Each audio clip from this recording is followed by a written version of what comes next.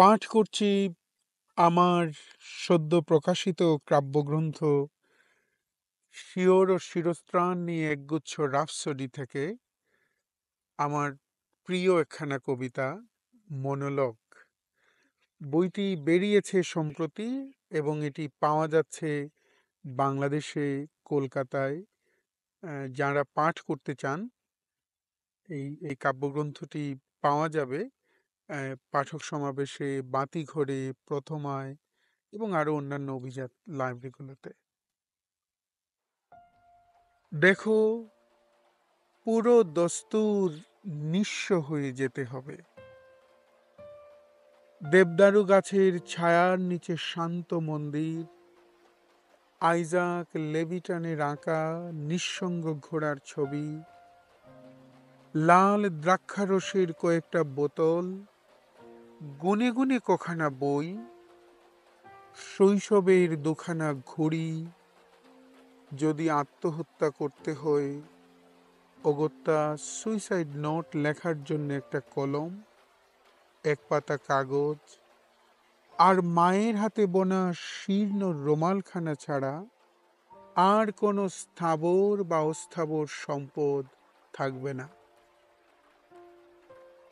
এক রোববার মধ্যরাতের পর হৃৎপিণ্ড খুলে ওয়ার্ফ নদীর জলে 3 বার করে ধুয়ে ফেলতে হবে।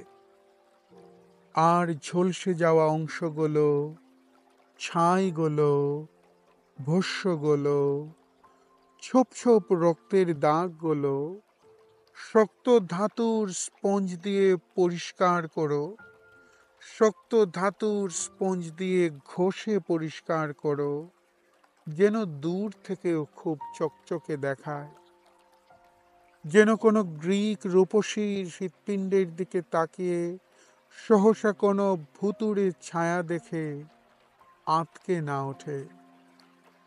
ধো যেন কোনো স্মৃতি না থাকে, ধো যেন কোনো প্রদাহ না থাকে।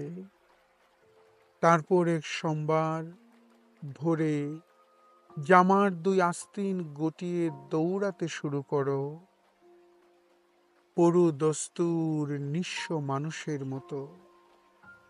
কিছুতেই কোনো পিছুটান নেই, কোনো দিকেই কোনো হাতছানি নেই। যেন দূরে বুধাপাদী মন্দিরের পাশে বসে কেউ টিস্যু দিয়ে ঘন ঘন চোখ মুছছে ভেবে ফিরে তাকাতে ইচ্ছে না হয়।